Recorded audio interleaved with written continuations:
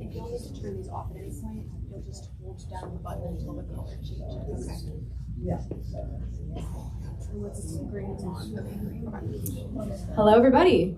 Thank you for coming out tonight to Flyleaf Books. We're your local independent bookstore, or maybe if you came from out of town, not local, but we're local somewhere. Your attendance and book purchases allow us to continue to host events like this, so thank you. Is this a good hearing level for everybody, volume level? Do you want it any higher? Give me a thumbs up if you want. Give me a thumbs up if you want higher. Okay, thank you. I'll turn it up a little bit before these two. Tonight we have the pleasure of hearing from Jane Borden about her new book, Cults Like Us, Why Doomsday Thinking Drives America, with John May. Jane Borden is an author and cultural journalist. She is the author of Cults Like Us and I Totally Meant to Do That. Her work has been featured in Vanity Fair, the New York Times Magazine, the Washington Post, and other publications. She lives in Los Angeles. John May was born in Burlington, North Carolina. He is the author of 2 historical fiction books about Edgar Allan Poe, Poe and Fanny, and the Poe Letters, as well as the nonfiction work, The Founding of English America, An Introduction to the Lost Colony in Jamestown. We hope you enjoy the event. You can get the book up front if you haven't gotten one already, and I'm sure Jane would be happy to sign after. But yeah, enjoy. Thank you, Alex. Can I just take a picture before we get started? Because y'all are so nice. It's a 2-parter. Oh. I was looking for it. Thank you. Not me? Oh, yeah. Yes. No picture of him. John. Thank you, Jane. Good evening. I'd like to thank Jamie and Michael and the staff at Flyleaf for hosting this event. And I have the honor and pleasure of introducing and chatting with Jane Borden, who I've known since she was a child. Of all the many precocious kids in our neighborhood in Greensboro, Jane was far and away the most precocious. Jane majored in religious studies at UNC and went straight to New York City, where she did what young people have to do to survive in the Big Apple. She worked as an undercover agent for a company charged with busting Chinatown stores for selling counterfeit goods like Chanel, Gucci, Prada, Louis Vuitton. She waited tables at a Greenwich Village speakeasy. She wrote trivia questions about music videos for an online company trying to build its user base. She worked as an improv comedian. She even worked as an assistant to the writer Tom Wolfe, author of Bonfire of the Vanities. Imagine her juggling jobs, going from one to another on a skateboard, dodging taxis and push carts. That was Jane, and thankfully, all of it led to a career in writing. She wrote about these things in her first book, I Totally Meant to Do That, which is funny and poignant and just delightful and a little scary. I too had a daughter who went straight from UNC to New York City, and had I read Jane's book beforehand, I might have been more frightened than I already was. As Alex said, Jane's work has been featured in Vanity Fair, the New York Times Magazine, the Washington Post, and other publications, and she lives in Los Angeles with her 9-year-old daughter, Louisa. Fortunately, her parents, sisters, extended family, all here, or most of them here, live in Chapel Hill in Raleigh, so that's how we get Jane to our part of the world. Well, I'd come anyway. Jane, let's begin by having you tell us what drew you to the subject of cults. Thank you. And I also want to thank Flyleaf for having me. This is one of my favorite bookstores. And I also, That's an important part. I also want to thank Flyleaf for having me, one of my favorite bookstores, and thank all of you for being here. And because this is a book event, I just very quickly want to acknowledge D.G. Martin, who's in the audience, who was the host of Book Watch for 22 years, something like that, more than that? At least. Thank you, and for your service for the UNC school system and everything. Just go say hey to him afterward. Anyway, okay, how did I come to cults? Well, as John mentioned, I was a religious studies major at Carolina and have always been fascinated by belief and its connection to identity, and I think that really shows up in cults, especially. In 2017, one of my editors at Vanity Fair asked me to come up with some stories about Nexium. This is when its leader, Keith Raniere, was going through the court system. He's in jail. And so that's when I started, I guess, specifically reporting on and researching modern cults. And over the years, I started seeing the cult-like thinking that I'd been researching all across American culture, pop culture and politics and everywhere. And to a certain degree, it's human nature to engage in cult-like thinking, but I wondered if maybe there was something specifically American about it as well. And so I started digging and digging and digging, and then eventually one day I was like, oh my gosh, I think the Puritans were a cult. And then that's how I ended up here today. Well, speaking of the Puritans, in that regard, you talk about the grace-nature divide. Work is holy, idleness is sin. I've always believed I'm a slave to the Protestant work ethic. But how were the Puritans a cult, and what exactly is a cult? So the accepted definition today among the anti-cultist movement, at least, is that a destructive group, which is another phrase people use, has three criteria. There's a leader, a charismatic leader who's worshipped. There's coercive control, undue influence, what people call mind control at play. And there's actual harm being done, either to people within the group or outside of the group. And so if you look at that definition, the Puritans, you could argue, weren't strictly a cult because they didn't have a charismatic leader who was worshipped. You could argue Jesus was a charismatic leader they worshipped, but he'd been dead for 1,600 years. So I refer to the Puritans, once I kind of get into all these distinctions in the book, as a high control doomsday group. Cults are also high control groups, but not every high control group is a cult, so to speak. But high control group just means that followers' beliefs, behaviors, and information intake is all highly controlled with the motivation toward conformity.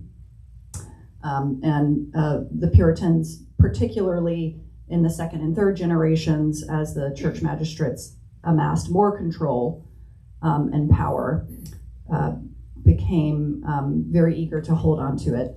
And we actually see scholars who've pored over diaries of the adolescents who grew up in the second and third generation can see the effects of the incredible anxiety that was created by this controlling doctrine and leadership system. And they saw increases in depression and melancholy and suicide and a lot of the things that you associate that we see also with kids who grow up in cults. The Puritans also had a lot of great things about them. not here to Puritan bash, but that's that was also part of it. Jane and I agreed to not mention the T word for as long as we could. But of course that comes to mind. Well, I'm going to quote here. Cult-like thinking demands and lives off expediency. First comes the claim of a problem, and then the panicked call of danger. I infer from that danger demands expediency. We need a hero. Is this the springboard for cults and cult leaders? So cults thrive. What if I sat here? Oh, is that better? Cults thrive during times of crisis. That's when we see increases in participation in such groups and increases in cult-like thinking more generally in the public. And so sociologists point to moments of great technological advances, times of social upheaval, and generally times of crisis. And so I see that we're experiencing all of that right now in America, incredible social upheaval, with the quote unquote woke movement. We're going to be minority majority in another couple decades. The technological revolution, of course, social media has reshaped the way we engage with one another. AI is now doing that again. And I think you could argue that climate change is probably the biggest crisis we've faced yet on the planet.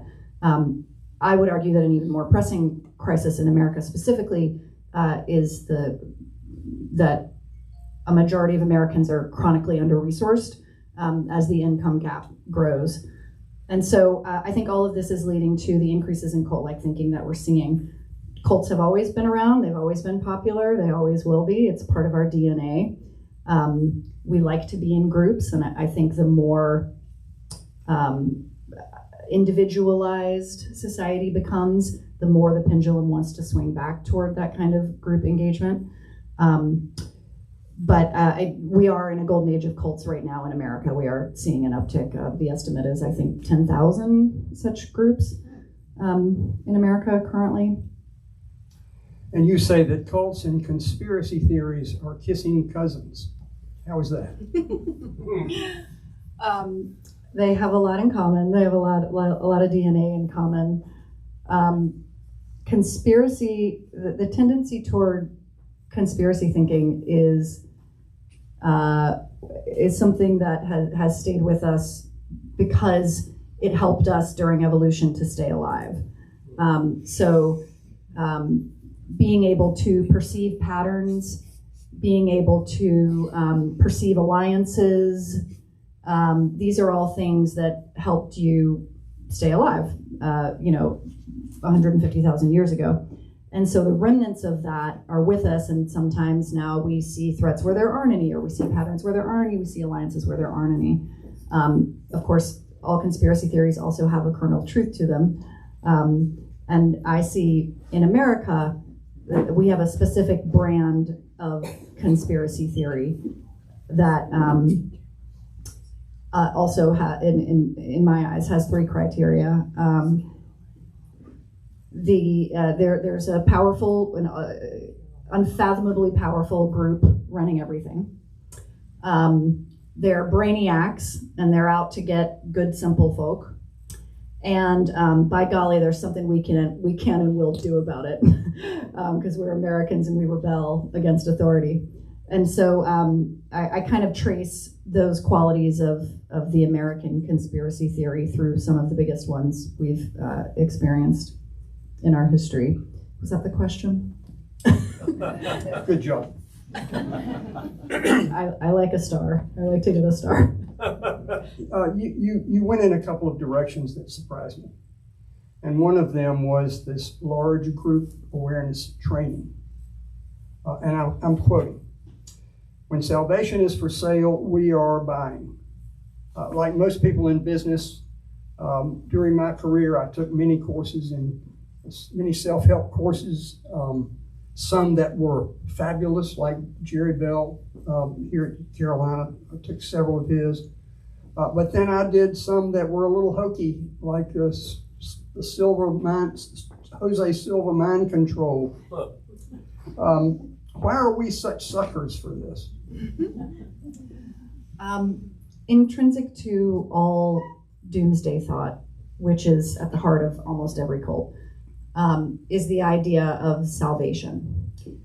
So I'm being persecuted now, but guess what? Actually, I'm chosen, and on a day in the not too distant future, you're going to suffer, and I'm gonna, dance in the sky, or whatever the group, or hitch a ride on the spaceship, whatever's being promised.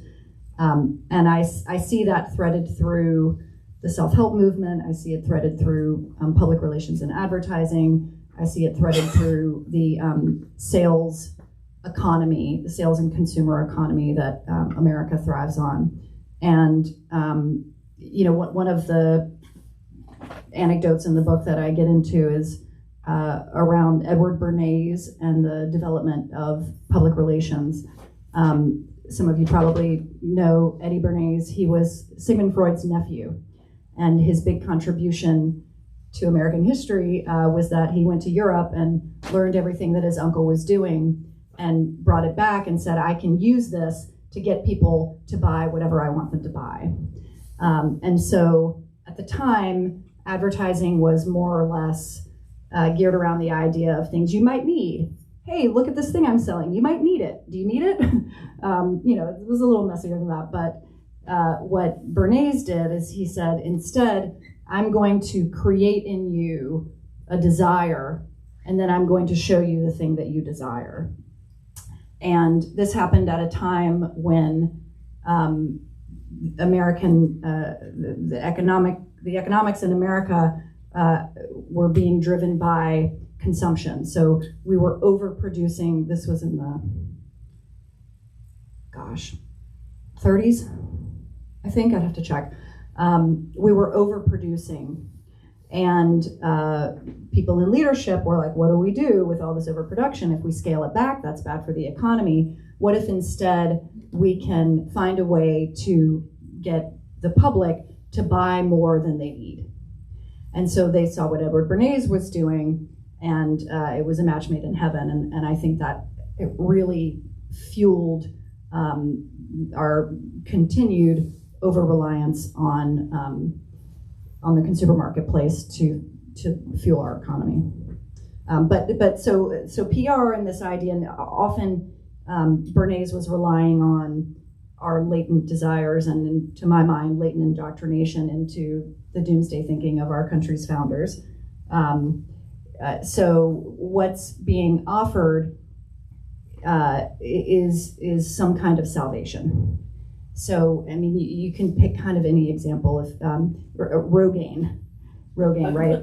What's being offered, if you remember the commercials, and these used to really upset me as a child because they would show this poor bald man getting rejected by woman after woman after woman. And then it's like, oh, we have Rogaine, and then all the women love him. But what's being promised there is, having children. You find a mate and you continue on and, your gene pool. At Amway, these multi-level marketing companies, they promise wealth. That's the salvation, financial comfort. And so cults, of course, also promise salvation. Give me your money, listen to what I have to say, and I'll give you a spot in the bunker. So hopefully the connections are a little more drawn out and clear in the book, but that's a bit of the basic idea. And so large group awareness trainings, that's where we started. Large group awareness trainings are, it's a lot of influence, the same kind of influence that Eddie Bernays was up to. And the salvation is inner New Jerusalem, to my mind. We want to achieve some kind of apotheosis of the self, of the mind. And this came out of the human potential movement in the 60s and 70s. And again, they're selling salvation at these weekend retreats. But what they're really doing is it's coercive control, it's undue influence. And a lot of people get a lot out of these weekends. They've been incredibly beneficial for many people, but some people, it caused psychological breakdowns from which they sometimes never recovered. And anyway, at the end, when you're all hyped up, they ask you for a lot of money. And they want you to go out and recruit. And so I find them to be very culty. Well, let's segue with that to multi-level marketing schemes, and you don't spare them. You don't spare capitalism. You don't spare the myth of the self-made man. But here's a statistic that you quote that just blew my mind, and we're talking about multi-level marketing people like Amway and Herbalife and Mary Kay. In such organizations, the top 1% make the same as the bottom 94%. However, In the United States, the top 1% have the same amount of money as the bottom 90%. Those statistics are eerily similar. I'm quoting again, "The American dream is a Ponzi scheme." I feel like that should be the slogan of every Democrat in the United States these days. How did this happen? And what can we do about it? This inequality of income and net worth. The American dream hasn't always been a Ponzi scheme, but from what I can tell, it currently is.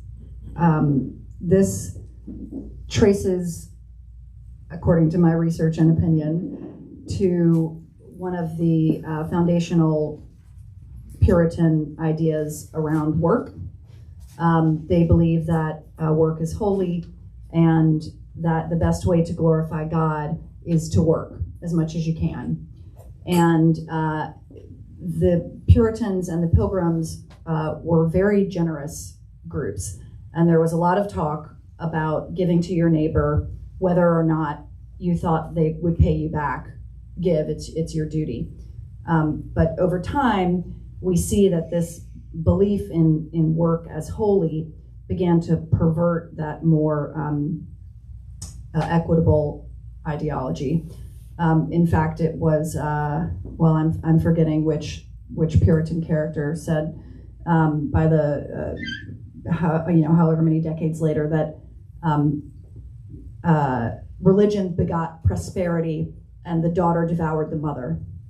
And so what happened is, over time, if you were working in order to show your love for God, you were naturally making money. And so the more money you accrued, the more evidence there was that you loved God. And perhaps also that was evidence that he loved you.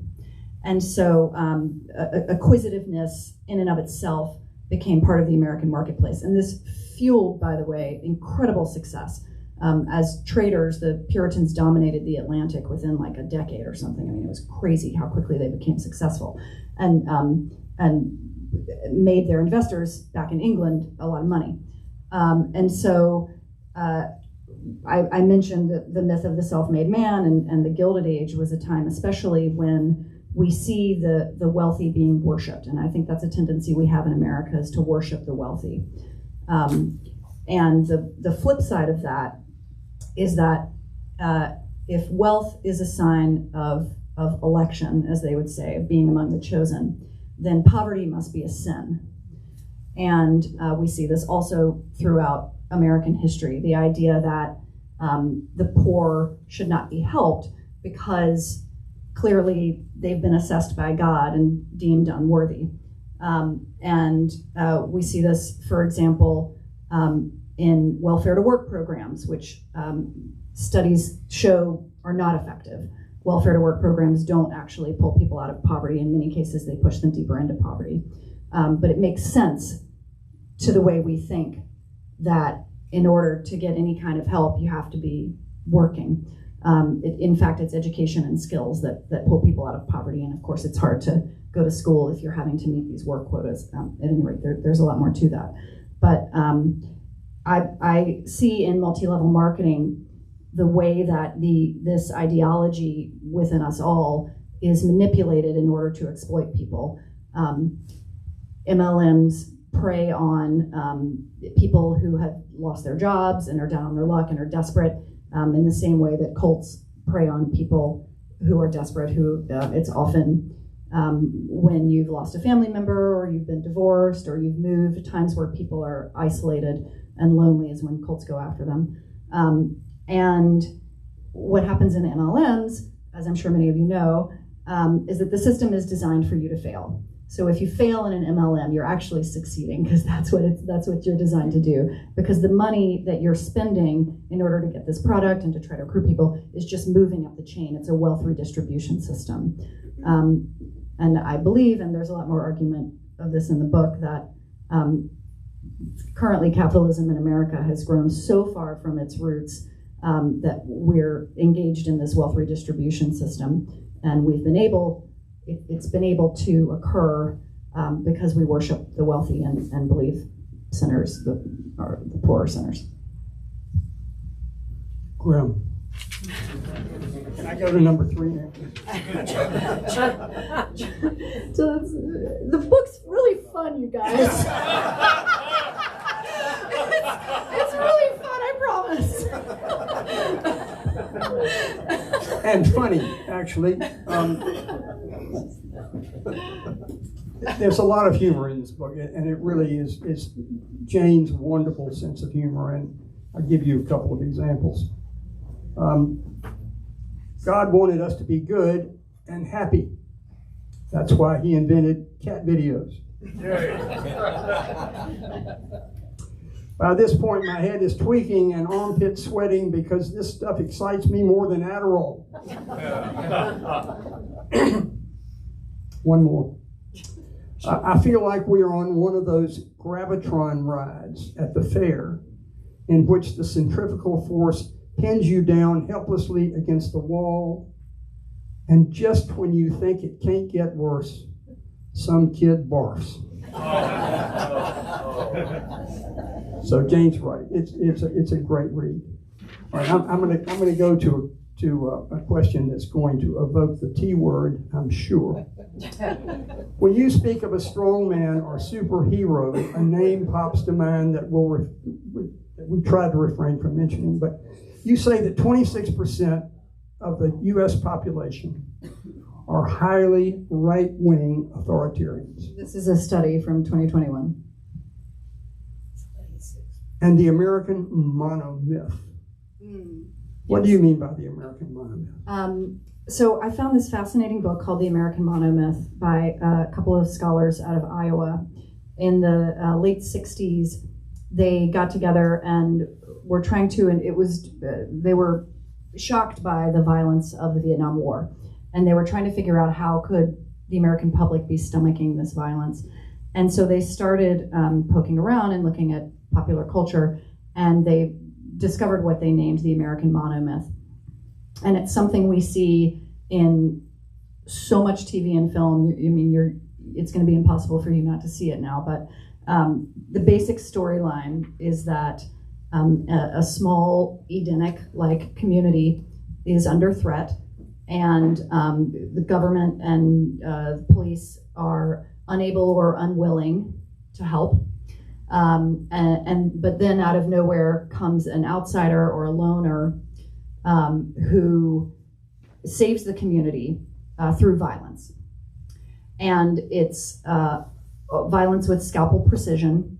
Only the bad guys get it. Everyone else is saved. Therefore, the violence is cleansing. Therefore, the violence is righteous. And then the outsider just kind of disappears from whence he came, and it's always a guy. And the scholars that I mentioned trace this to Indian captivity narratives, which were very popular during the Puritan time. And when we saw it really explode into American pop culture was during the 20s with the development of the Western genre, and in the 1930s with comic books and superheroes. And one of their more startling discoveries after studying this pop culture story trope was that it actually, all myths affect the communities out of which they come. And the American monomyth actually weakens democracy. It leads us to look for a strong man or an autocrat to solve all our problems and punish those who aggrieve us. Again, during times of crisis is when this kind of thinking really bubbles up. And I wonder if that's part of the American attraction to someone like Donald Trump, who, whether you support him or not, I think we can all agree he's a strong man. That's part of his brand. I see this attraction to a strong man and our current flirtations with autocracy as very much a part of this tradition. I'm going to quote again. In some ways, algorithms themselves behave like cult leaders. Mm-hmm. Social media algorithms are maybe the most successful cult leaders in the history of humanity. Really? Well, They aim to trap us, right? They isolate us from our communities. They feed us extreme content because it keeps us around. They are literally trying to shape what we believe and the ideas we have and the information we take in. And it's all to mine us for resources, our data. So that's everything a cult leader does. And I and many of the experts I've interviewed believe that one of the biggest contributors to the current increase in cult-like thinking is the effect of social media. And in fact, one guy I talked to said that when the internet was first developed, he had these high hopes that it was actually going to decrease cult participation, because if you were ever faced with one of these groups or got interested, you could just Google it and then see everyone's true stories. Oh, run away, this guy's a jerk, whatever it is. And then of course, joke was on him, because the internet has fueled participation in cults and extreme ideas more generally. Let's open it up for questions. Does anybody have a question? Campbell? Hey, Campbell. Hey, Jane, this is fascinating. I'm curious, do cults learn from past is it a learned behavior, or do they sort of organically fall into being sort of messianic in their approaches? I think it's a little bit of both. I think to a certain degree, the dynamics that we see play out in cults are kind of the natural ramifications of a narcissistic personality disorder. And when a person is seeking power, that desire is insatiable. And so the more power they seek, you can really kind of map the path that person's going to go down, and the path that his victims, again, it's usually a he, that his victims will experience. That said, anyone in this room could go and Google right now how to start a cult. You could see all the hallmarks and you could open one tomorrow. I would argue that the reason none of you will ever do that is because you have empathy. And that's really the only thing different between any of us and a cult leader, in my opinion. Yes. Do you see a way out of sort of this doomsday cult of America and where we are now? Like, what is the path out of this if we always sort of clone to it, as a country especially, but as a people generally? Like, are there examples elsewhere where countries or larger societies have sort of, gone through anti-cult training after being indoctrinated? I mean, one idea I have is very un-American. Repeat the question. Oh, she's wondering what's the way out of if we're experiencing an increase in cult-like thinking, how do we mitigate that? And also, I guess, how do people get out of cults? Right. Yeah. One idea I have is very un-American, which is that maybe we test people for narcissistic personality disorder before giving them power. But I don't think that would ever fly. Yeah. There goes all politics. Yeah, no, it's true. I think, first of all, when people get out of cults, it's usually through talking. You can't convince someone who has adopted extreme ideology. You can't convince them that they're wrong. Someone who believes that measles vaccine cause autism, you could show them the admission from the guy who doctored that study and said, oops, or not oops, he did it intentionally. You could show them that and it doesn't matter. The only way to kind of get someone out of extremism is to help them recover their critical thinking skills. And so exit counselors, we used to call them deprogrammers, they say just have conversation, ask questions, keep a person talking, keep lines of communication open. You don't want to isolate someone further. I think when we're talking not about a specific cult, but about cult-like thinking and its effect on our society, cults are fueled by division. They feed off of it. They feed off division and isolation. And so, for example, when people are isolated, that's the first thing they do, is they isolate people from their communities and from their families, right? Because someone's easier to control in that way.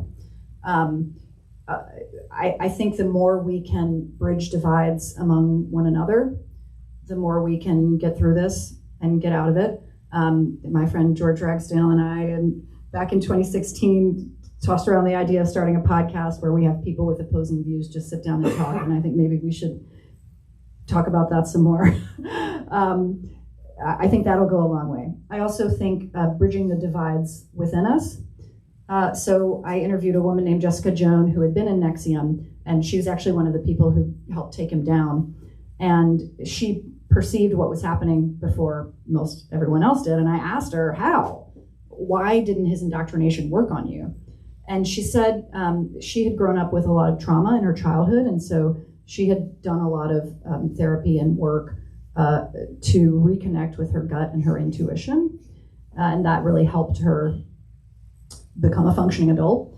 And she said she started to notice that Keith Raniere was coaching people to suppress their gut, to suppress their instincts, that was a body thing and it was wrong, that the head is what should be trusted. And so I think that's another division. It makes it very easy for bad actors to exploit us. So bridging that kind of divide, bridging the divide between grace and nature, which John alluded to earlier. That was an ethic of radical Protestantism, which is what the Puritans and the Pilgrims were. They were radical Protestants. They were called hot Protestants, which I love. This idea that nature is evil and that we have something separate, the spirit of grace, they called it, which is divine. And of course, the best thing you could do is to get away from the earth to a place completely separated from evil nature. And that has not only fueled runaway extraction economics, but I think is another division that we can bridge. And someone asked me in LA, what's the opposite of a cult? And I think the answer is democracy. Extreme individualism, I think, what's the horseshoe theory? I think if you put a cult here and you went, oh, how far away can we go? Extreme individualism, I think it actually just bent right back around toward cult. So I think working together in community and frankly caring for one another. Eric Sanchez and Stacy Monahan are in the audience tonight somewhere. We worked on a book together about leadership as a form of caring, that their opinion is that that's a leader's number one job is to care for those in their keep. And I'm not sure we're seeing a lot of that right now, and so I think it's on us to care for one another. Can you address your thinking about the relationship of building a self and an identity to not just cults, but to other elements in our society?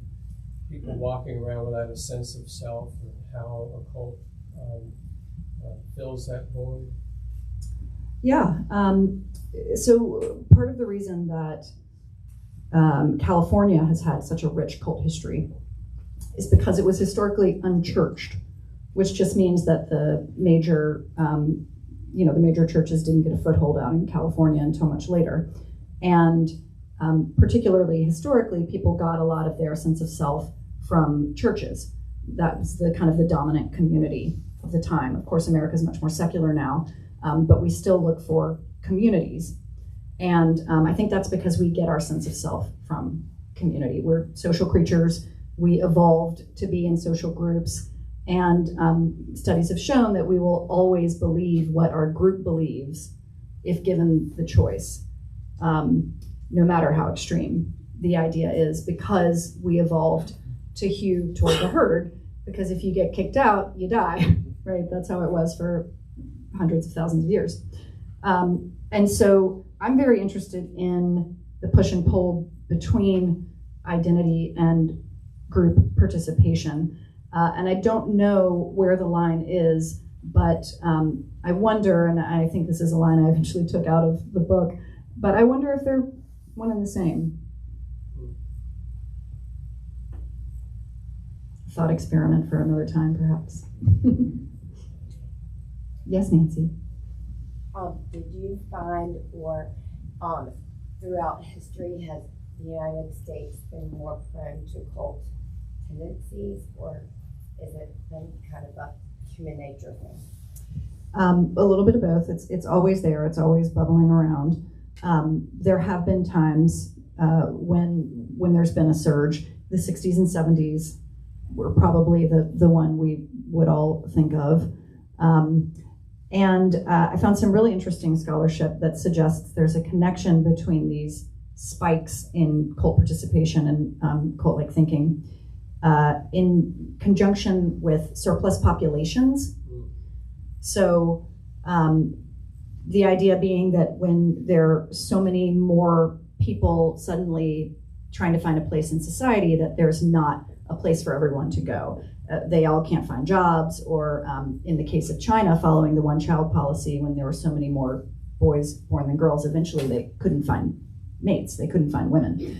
And so these surplus populations, so to speak, again, can start to feel left out. And it's when people feel left out and desperate and persecuted that they turn toward these ideas that promise them, you're persecuted now, but one day you'll be chosen.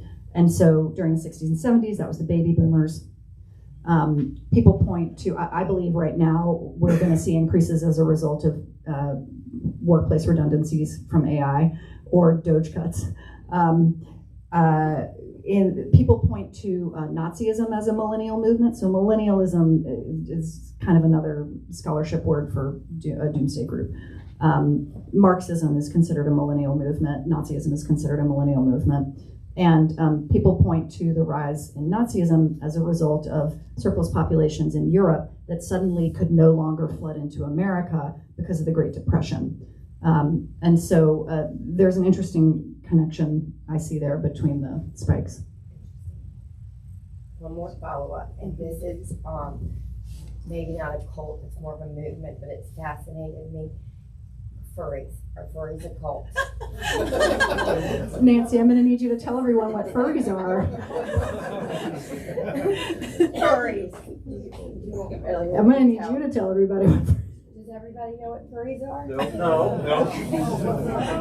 I think I've done a little digging, and I believe it started in the 70s. It was furries are people that think they're they identify as felines, or they are furry creatures. They have tails and sometimes heads.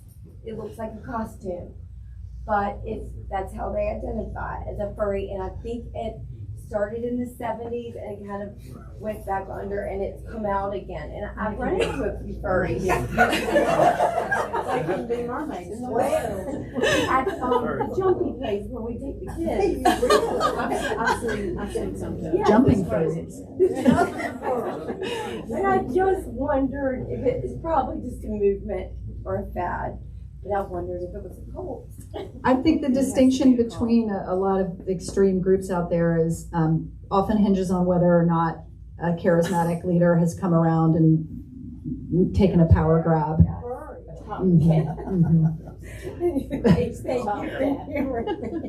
So I don't know. Maybe if a latent cult leader is out there looking for a group, he could go try to take over the furries. Put on a costume and say it's not a costume.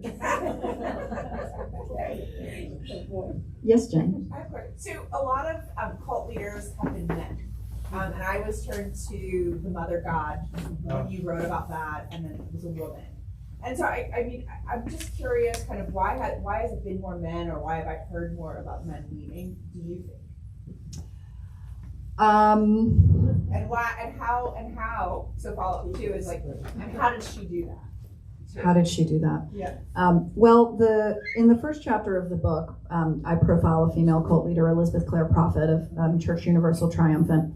And she ended up taking over because her husband died. And a lot of times when we see female cult leaders, that's what happened. With Amy Carlson, the mother god, which was very recent, y'all probably remember the stories about the purple corpse. She'd been. You wrote about it. You can read about it in Vanity Fair.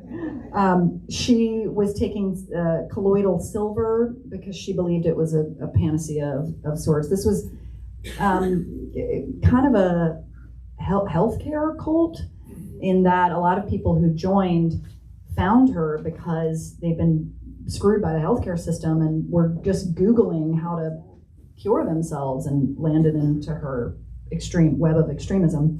At any rate, the silver turns your skin purple. It's grim. It's gruesome. At any rate, she's fascinating to me because she was not your traditional cult leader. I'm not sure she even wanted to be a cult leader, but these fanatics came around her and very much wanted a leader and believed that she was what she said she was, about, however many millennia old she actually was, and that she was speaking with these ascended masters and spirit guides. And what was so tragic about that story is that she reached a point where I think she wanted to go to the hospital. She knew she was dying. She died. She was an alcoholic, and so it was also a death by addiction and anorexia. And I draw some parallels between anorexia and the control seeking that we have when we turn to cult-like ideology. At any rate, she became trapped by the ideas she had constructed around herself, and no one would take her to the hospital because they thought the hospital was evil, and while she was there, the spirits of the spirit cabal was gonna, I think they were coming through the astral plane or something to attack her anyway. And this group is still active. She still has a lot of followers who are kind of regrouped under another name. Are they still a cult? I don't know, because they've lost their leader. But there was, you were asking. A book I read, 15, 20 years ago, which I cite in my book because it has affected me so much, is called Demonic Males. Not a great title. But it's by evolutionary biologists, and it traces the origins of human violence. And I actually found reading this book to be very comforting, because I think when you understand why we're violent, where it comes from, it's harder to be afraid of it, or to consider it quote unquote evil, which is another idea that merits more discussion. But at any rate, it's 99.99 something % of violent acts are perpetrated by men. Why? I to a certain degree, you guys can't help it. You evolved to kill and hunt and fight, and we were always killing and fighting each other. And in order to survive, you had to kill the outsider who was trying to kill you. Sometimes we instigated the violence against our neighbors because we wanted their resources. And the groups that could cooperate best to conquer or to defend themselves against conquerors are the ones who passed on their genes. That, and then in addition, studies into, it's mostly been workplace research under the umbrella of economics, show that marginalized people are very good at kind of banding together and sort of quietly checking in to make sure people are participating, checking in that people are okay, whereas groups that have traditionally had power are much more focused on the self. And as you get more power, it causes you to focus more and more attention on the self. So attention is a limited resource. So the more you're focusing on yourself, the less you're focusing on others. And this is a problem because the way we develop empathy is by paying attention to other people, because the way it works is that if you're sad and you're talking to me, your face looks sad. I mimic you. We are mimicking each other all the time. I mean, there's a study recorded people having dinner and broke it down into microseconds. And the people are crossing their legs at the same time, and they're buttoning their shirts at the same time. I mean, all we do is mimic each other. Again, it's how we evolved. We're social creatures. And so when I unconsciously mimic your sad face, then the muscle changes in my face lead to the emotion of me feeling sadness. So that's how empathy works. But if you're focusing on yourself instead of on others, you literally lose the ability to empathize. And so power itself creates this lack of empathy. And it's not that men necessarily lack empathy in the cases where they exhibit such. It's because they are the powered class. And so I did all this research years and years ago for a story for Mary Claire that never came out. But what I was trying to figure out is if women got power, what would happen, right? Because what I suspected is that it wouldn't be all roses like we want to think. And that's essentially what the research bore out, is that for a certain amount of years, when marginalized people get power, there is a more equitable share of it, but eventually power corrupts, always. It's a strange question, but do you think that empathy can or is taught? Did you say it's reflected? Is it something that's explicitly taught in schools? Sure. I mean, my daughter goes to a school that prioritizes SEL, social emotional learning, and it's incredible the way she can acknowledge and articulate her own emotions and the emotions of her peers. I mean, she's light years ahead of me in that regard. So yeah, I think so. Is there a way that we don't have education anymore? I would say mutual aid. I mean, I think it sounds like a facile answer, but I think the reason that we always turn to it is because it's true. I think we have time for one more. I was just going to ask, your book is focused on America. Did you do research with regard to the rest of the world in any sense? There are a ton of cults in the rest of the world, no doubt. Yeah. One of the most famous ones was in Japan, with the sarin gas attacks in the metro system there. I do believe that we are, as a species, prone to cult-like thinking, and that's why the last third of the book does get into evolutionary biology. But I also believe that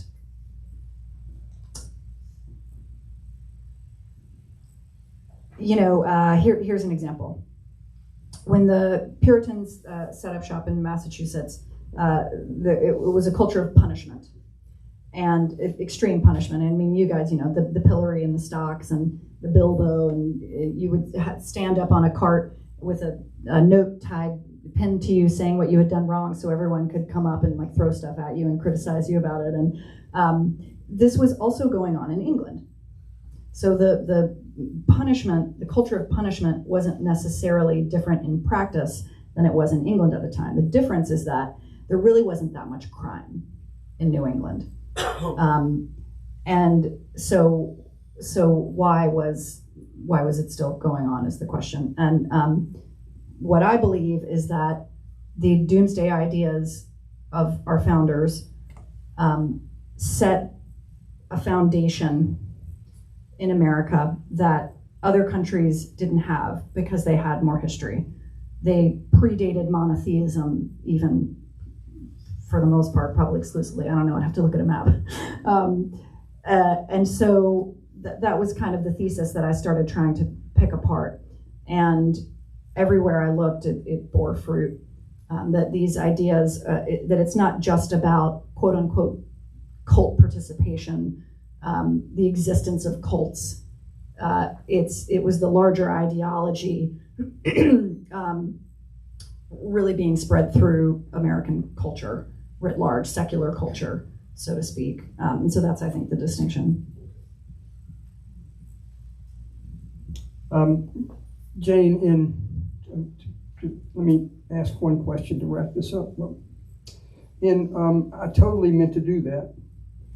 You say, I am honestly so optimistic, it's cringe-inducing. Today we would just say cringe. Are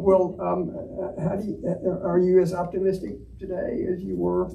I am. Yeah, I'm incredibly optimistic. This book is critical of some parts of American culture, but I hope you will find after reading it that it's not critical of America. I believe in our great experiment and the talent and the ability to problem solve in our nation. I think there's no problem we can't solve, and this is a really big problem, but I think we can solve it. How do we reduce the wealth gap? That's not my expertise. But I don't think we'll have the political will to do it unless we turn toward each other, and that's what I was talking about earlier, about bridging divides. And I do feel very optimistic about our ability to bridge divides and to talk to one another. I mean, we do have one of the most diverse populations in the world, and I think when we can see that as a benefit and as a resource, that can be a step toward problem solving. What's next for you?